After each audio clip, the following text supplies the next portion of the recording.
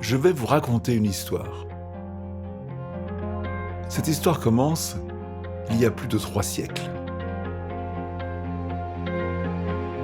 Un moine bénédictin s'intéresse à ce nouveau vin à bulles dont on parle à la cour. Le moine traverse l'Europe et constate le même engouement. Ce moine, c'est Don Ruinart. Son neveu deviendra le fondateur de la plus ancienne maison de Champagne.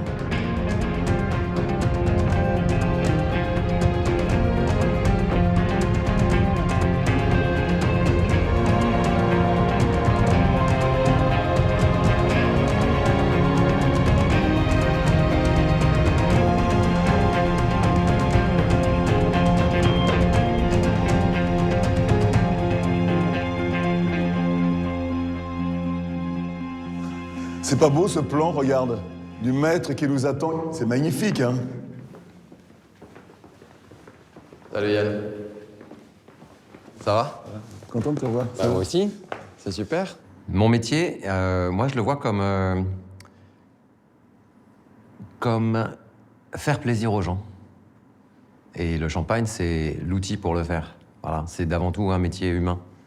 Pourquoi, à ton avis, le champagne, c'est un symbole de fête, un symbole d'être heureux, d'un moment particulier? Je vais te dire un truc. Champagne, il paraît, alors je sais pas si on peut le prouver, que c'est le 2e mot français le plus connu au monde, après Paris. Ah oui? Ouais. Et mon métier, c'est d'être le garant du style de la maison. Donc en 2 mots, le Ruinart, c'est quoi? J'irais fraîcheur aromatique et texture. D'accord. C'est un métier qu'on peut pas faire sans passion. Il faut que ça vibre, il faut que tu le sentes, il faut que tu les aimes, tes bouteilles, tu vois. Allez, on va aller dans une très jolie crayère. Pourquoi ces monuments en hauteur, comme ça? Alors, parce que quand on extrait la craie, pour faire des remblais, pour faire de la chaux, pour... d'accord, toutes ces crayères n'ont pas été faites. Ah non, pas du tout. Pour mettre des bouteilles, elles ont été faites? Elles ont été recyclées en cave. Ah, d'accord. Là, on a vu tout le Ruinart, stocké, ou il y en a d'autres crayères? Ah, il y en a sur 8 km. 8 km. Bon, on y va alors, allez. Il y en a sur 8 km. Ouais. Là, on en a fait quoi, 500 mètres? Oui, à peine, ouais. À peine, ah, d'accord.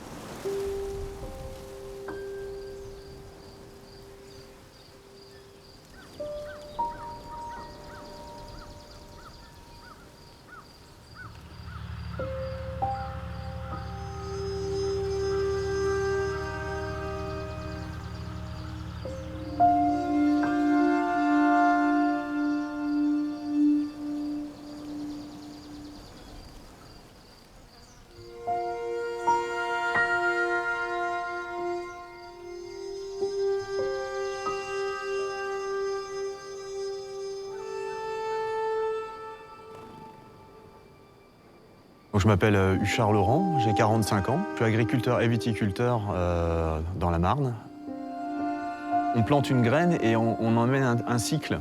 C'est un cycle complet qui va jusqu'après la moisson et on récolte le fruit de notre travail. Dans tous les métiers, on récolte le fruit de son travail, mais là, c'est concret. On le touche, on a le volume à la fin, on a la qualité.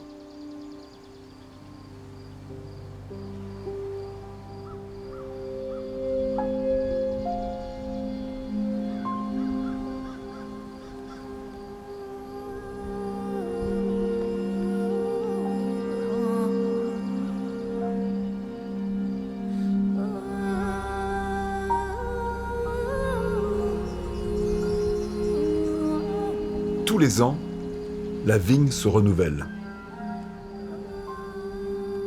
Cette renaissance se fait par étapes. C'est ce qu'on appelle le cycle de la vigne.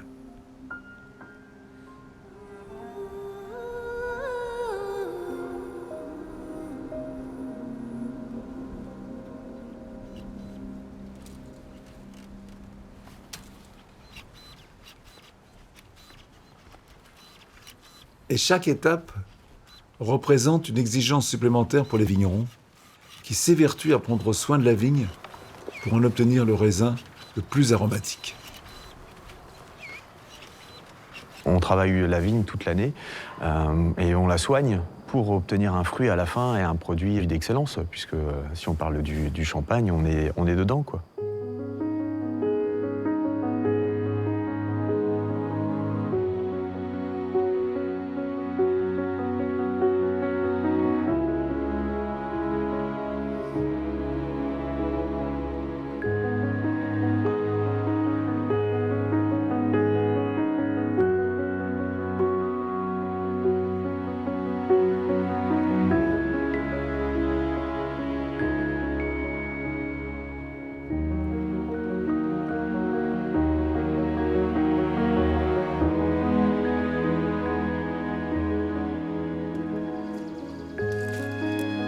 Ce savoir-faire s'est transmis de génération en génération. Il a évolué avec son temps. Aujourd'hui, dans cette région, comme dans le monde, la priorité est de préserver l'environnement et l'homme. Moi, je suis rentré en viticulture durable, c'est le respect de l'environnement. Pour moi, c'était une évidence. Je voulais arrêter certaines pratiques avec des produits chimiques. Je m'appelle Cédric Tilliol, je suis issu d'une famille de viticulteurs. Mes grands-parents étaient viticulteurs aussi, mes arrière-grands-parents aussi. En viticulture durable, c'est déjà de limiter les pesticides. J'ai arrêté les insecticides. Le fait d'arrêter, c'était surtout qu'on pouvait faire autrement. On pouvait produire pareil en travaillant proprement.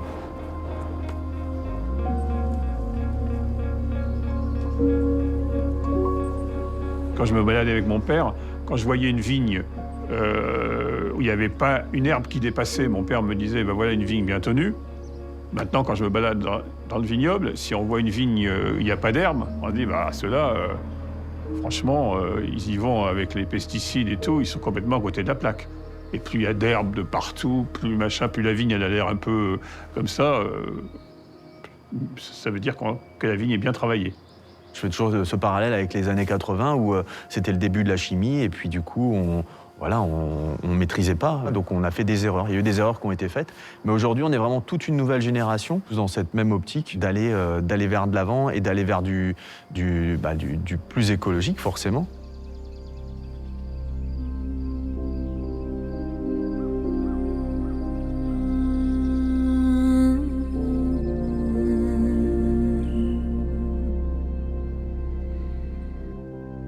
On a envie que la Champagne continue à vivre plusieurs siècles, donc on n'a pas le choix, il faut aller dans cette démarche-là. Donc effectivement, il faut laisser un vignoble que les générations suivantes pourront également utiliser pour élaborer des grands champagnes. Pour préserver les vignes, pour que le champagne ait un avenir, les vignerons, aidés par certaines maisons de champagne, ont trouvé une alternative aux pesticides et aux herbicides si dévastateurs.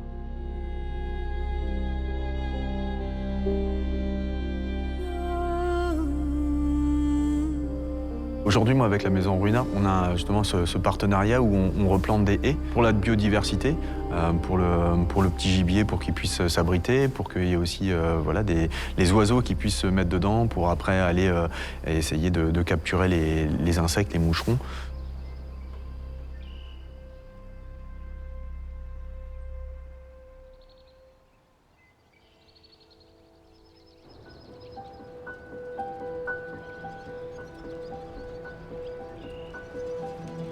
Moi, j'ai cette chance d'être aussi chef de projet en recherche et développement et je suis responsable de projets un peu innovants.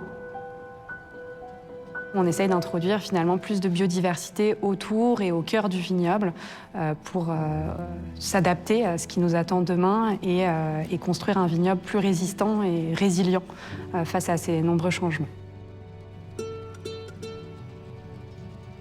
Nous, on a complètement arrêté les herbicides depuis quelques années déjà. Et puis, on n'utilise pas de pesticides, on utilise uniquement des fongicides contre l'oïdium et le mildiou. Et on utilise une viticulture qu'on appelle de précision, avec justement des stations météo ultra précises pour savoir quand traiter au bon moment, avec la bonne dose, et pour ne pas en mettre plus que ce dont on a besoin pour protéger notre vignoble.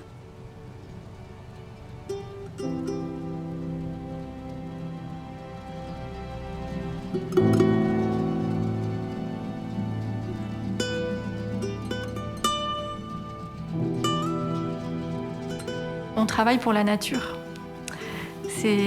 On entend souvent cette phrase, c'est la nature qui décide, voilà, mais on travaille pour elle, en fait, quelque part, on a un genou à terre. Je pense qu'il y a assez peu de métiers qui font la synthèse de plusieurs savoir-faire autour de l'histoire des hommes qui ont façonné les vignes, l'histoire des sols, l'histoire du climat. Là, on est plus sur une phase de réconciliation et on essaye de reconstruire des équilibres. Dans les années 90, un bouleversement se fait sentir dans la terre, dans la vigne. Il ne cessera de se confirmer, d'empirer, d'accélérer.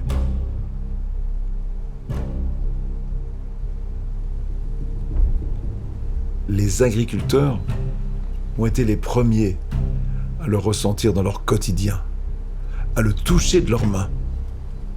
L'impact, on le ressent vraiment. En fait, aujourd'hui, avant, on avait 4 saisons, et aujourd'hui, on n'a plus que 2 saisons. Il n'y a plus d'hiver. Un bon hiver, où il va geler pendant plusieurs semaines d'affilée, ça va permettre de tuer aussi les microbes, donc tuer aussi les insectes, de tuer aussi les ravageurs, tout ce qui est la vermine. Donc ça permet une extinction et une sélection naturelle.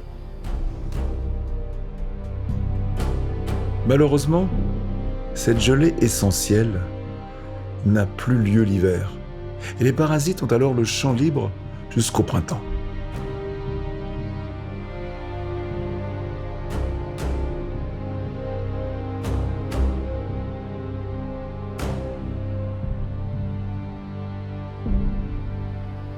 Et donc aujourd'hui, on a des printemps, c'est pareil, où il pleut plus, il fait sec, et puis il fait tout de suite 20 degrés, on arrive au mois d'avril, boum, on se retrouve avec des fois avec du 20 degrés. Et c'est là où après on se retrouve avec des accidents climatiques, parce qu'on a des gelées de printemps, parce qu'on se retrouve avec un coup de 20 degrés, et puis la semaine d'après, on a une petite gelée à -1, -2, et clac, ça nous fusille tous nos bourgeons dans les vignes.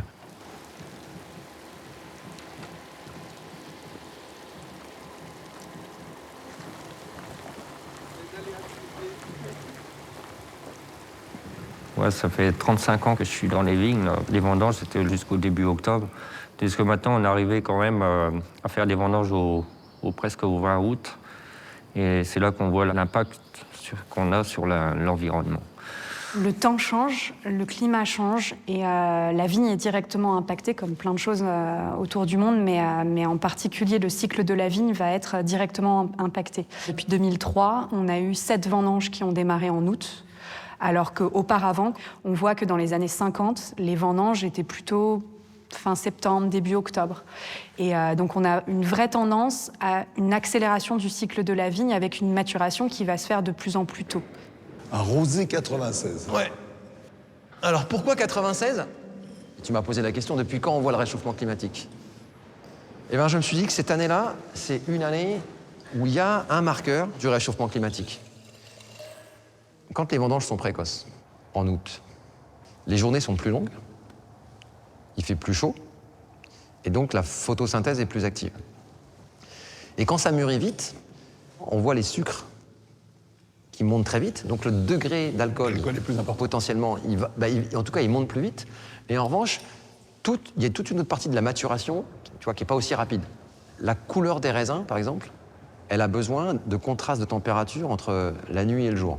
Ça, c'est très important. Et comme la nuit est plus courte. Et comme les nuits sont plus courtes et les nuits sont plus chaudes, toute cette partie-là, elle se fait moins vite que les sucres. Et donc, ce qu'on observe régulièrement maintenant dans les années précoces, c'est ce qu'on appelle un décalage de maturité. C'est-à-dire que les sucres sont là, donc l'alcool sera là, mais le goût n'y est pas. Ou pas autant qu'il devrait être. Alors que quand tu vendanges fin septembre, les deux maturités, elles sont au même moment.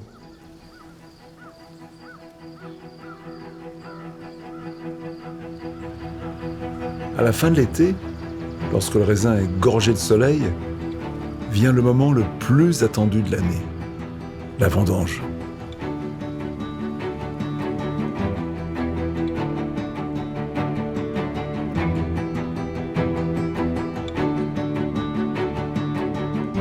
Là aussi, le réchauffement se fait ressentir concrètement.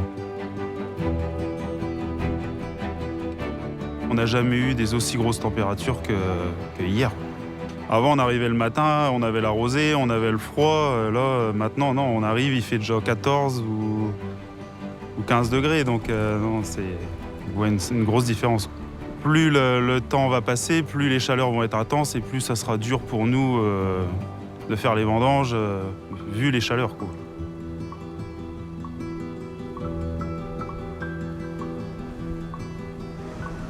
La vendange, c'est la période de l'année qui concentre toutes les attentions pour tous, vignerons et œnologues.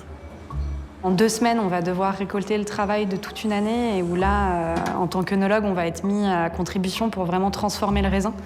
Souvent, mes copains, quand je leur dis je fais les vendanges, ils ont l'impression que je suis vraiment avec mon sécateur à couper le raisin. Alors heureusement, on a des équipes qui coupent le raisin, mais après, une fois qu'il est coupé, il faut pouvoir le transformer. Et du coup, moi, j'accueille le raisin au pressoir pour transformer les raisins en jus, puis le jus en vin. Et ça demande pas mal de suivi, pas mal d'heures à vraiment checker chacune des cuves jusqu'à la transformation complète du vin.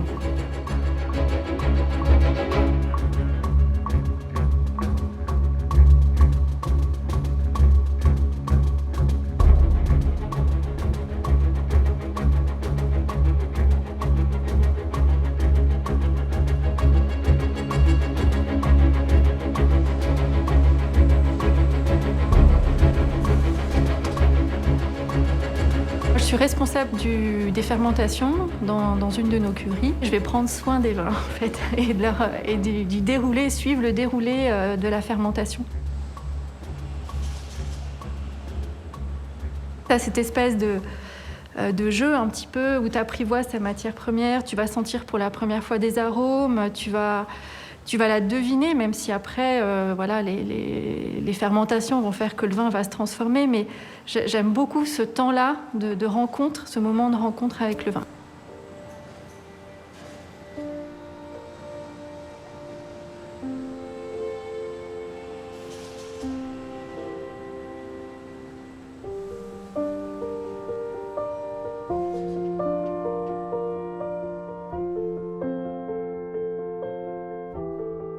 Taille manuelle, cueillette manuelle, pressoir spécifique, fermentation en bouteille, remuage, temps de maturation, il faut en moyenne 4 ans pour fabriquer un champagne Ruinart.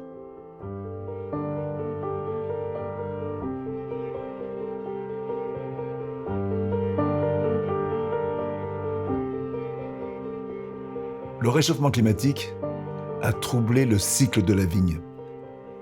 Il a perturbé et compliqué le travail des vignerons. Les œnologues sont également à pied d'œuvre pour prendre en compte ce changement.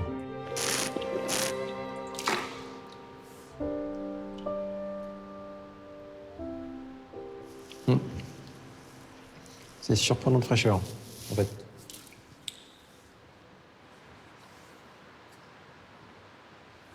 Non, c'est bon, hein, franchement.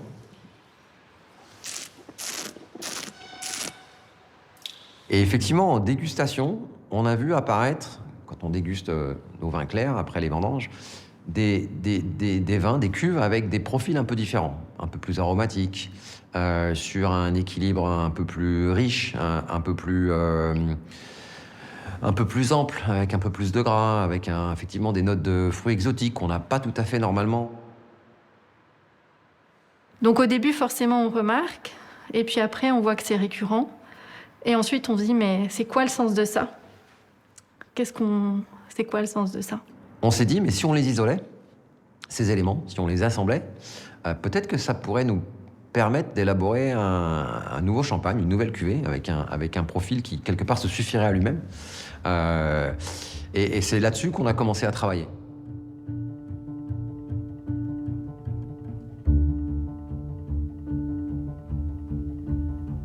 La maison Ruinart s'est inspirée de son expérience. Elle s'est adaptée et a lancé le projet d'un nouveau champagne.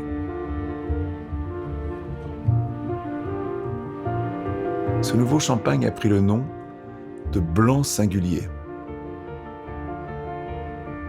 Il y a des moments dont je me souviens, quand on s'est posé la première fois avec l'équipe pour se dire mais qu'est-ce qu'on cherche? Et donc il y avait cette espèce d'incertitude parce qu'on n'avait jamais fait ce produit-là. Et c'était vraiment intéressant, quoi.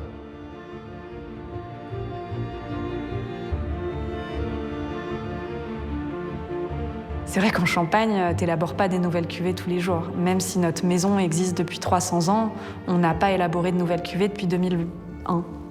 Donc tu vois, ça fait plus de 20 ans que la maison Ruinart n'a pas élaboré de nouvelles cuvées.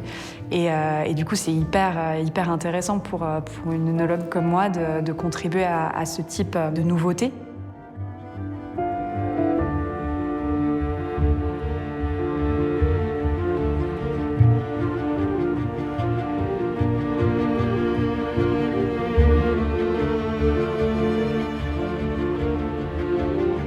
Laurence, tu vas t'occuper de ce projet de blanc singulier. Ça va être un blanc de blanc. Le blanc de blanc, c'est un peu iconique pour la maison. Mais tout de suite, je me suis dit, mais c'est une prise de risque incroyable. Je l'ai compris comme une évolution très profonde dans le savoir-faire de la maison.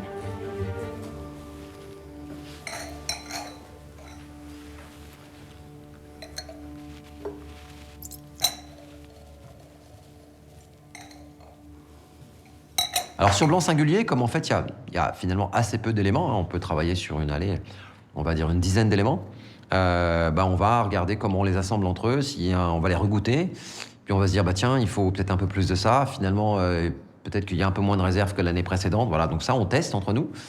Et puis finalement, généralement, on fait 4 propositions d'assemblage à l'aveugle, et l'équipe choisit et doit donner son choix de 1 à 4, on fait la somme. Voilà, donc c'est très démocratique et on regarde celle qui sort en premier. On va vraiment essayer de travailler sur ces différents vins de base pour amener différentes textures, différentes aromatiques et composer un tout qui va donner la cuvée blanc singulier par la suite, au bout de sa prise de mousse et son vieillissement sur latte. Tout le Ruinart, c'est vous 3 qui le faites? On est assisté par d'autres collègues également quand on fait les dégustations, mais on va dire que c'est le cœur de l'équipe. Là, on déguste des chardonnays de la récolte passée, de 2022, de différentes origines, qui sont les crus de chardonnay parmi les plus emblématiques. Alors, pourquoi il est beaucoup plus...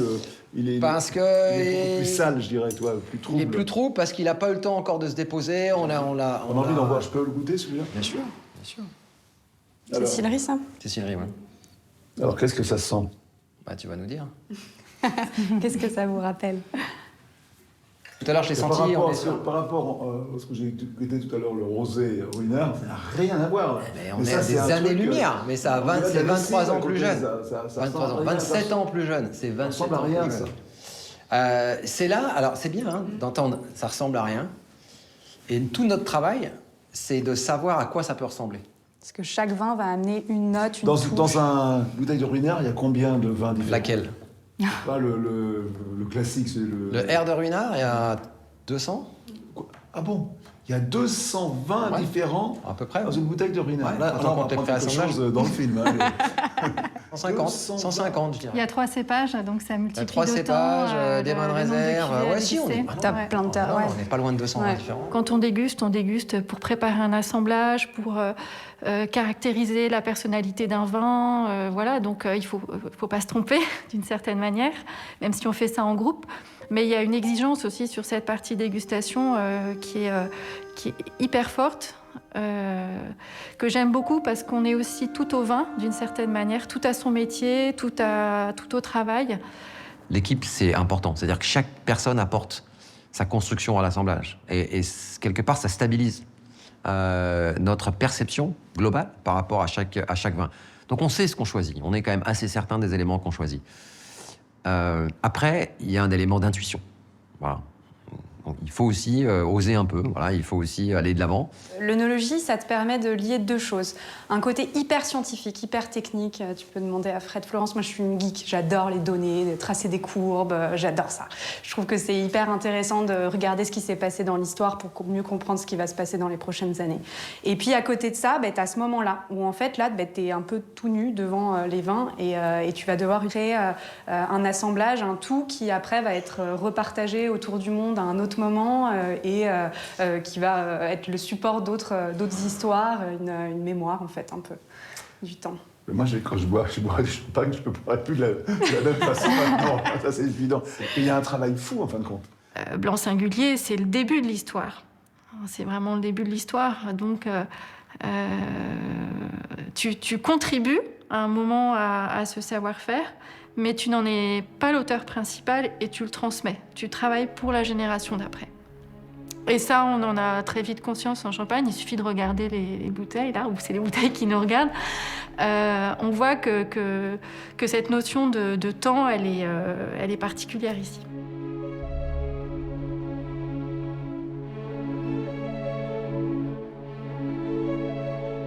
C'est ça qui est fabuleux dans nos métiers, c'est que finalement, de la nature, tu crées quelque chose qui ensuite va être transmis et partagé.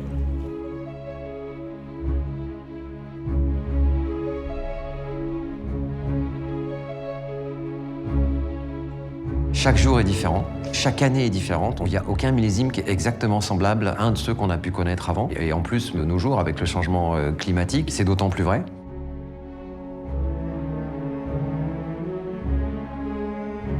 Quand je descends déjà en cave, déjà, je suis déjà satisfait. Je vois le milieu, le travail qui a été fait. Et après, dès qu'on ouvre une bouteille, je suis très fier. En vendange, je goûte beaucoup de raisins. Et je goûte beaucoup aussi le produit final. Si on n'aime pas le produit qu'on fait, je pense qu'il faut arrêter là, quoi. Je vois pas ma vie autrement, quoi. On donne vie tous les ans à un nouveau fruit, quoi, et ça me plaît.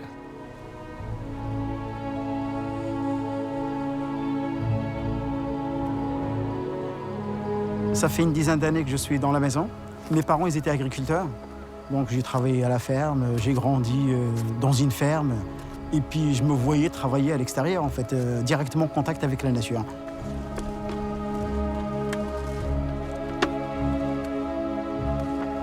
Produire un champagne, c'est l'aboutissement d'un savoir-faire séculaire.